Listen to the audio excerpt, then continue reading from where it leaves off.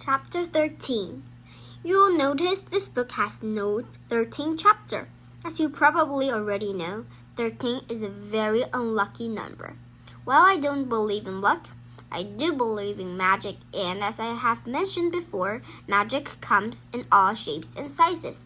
And also, it comes in the front of bad magic, such as tripping over your feet, falling downstairs, or making a poor grade on an important test because you gently forget to study. Okay, I suppose I do believe in bad luck. But what's beside the point? As most buildings do not have 13th floor, I'm choosing not to have 13th chapter. Instead, I'm going to allow you to use this time to take a much needed bath, room break. Go on then, I'll wait. Done already? That was quick. I hope you washed your hands because you're about to use them to turn pages faster than ever.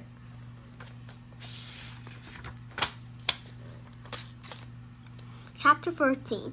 Nearly an hour later, the four misfits make their way up the Great Oak Drive, and Carter found himself nearly stumbling in a wall.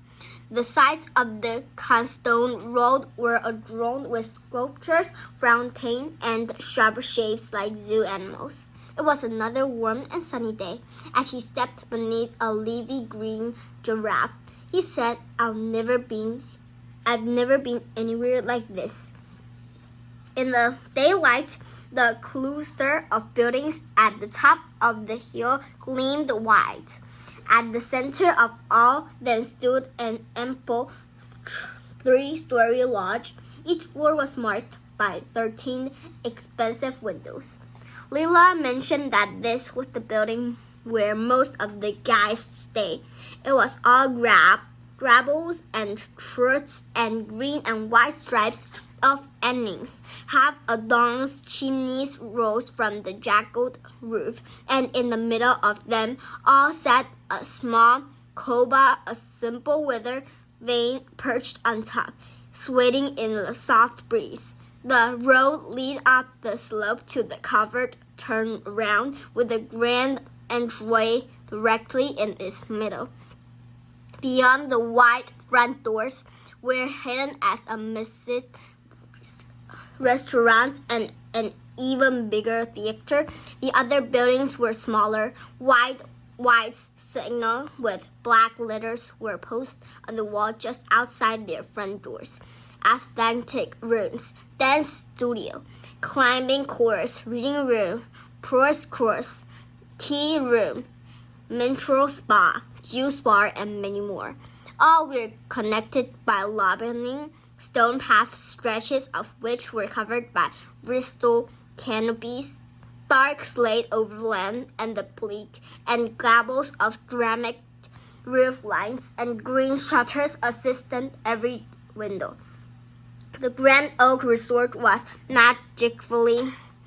If you want to try horseback riding, you could. How about ballroom dancing? They teach you. If anyone wished for a mud bath that might make them look 10 years or younger, well, that could be done too. How about a buffet with all-you-can-eat 7-layer cookie cake?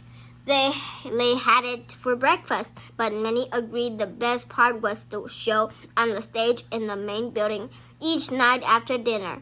During the weekend days, the Grand Oak staff and the guests would show off their talents, singing, juggling, dancing. However, on the weekends, big acts, some of the greatest crooner comedies, musicians, and yes, magicians of the age took the stage. So lyrics, Lila said as she led the group to the last of the tapiory animals.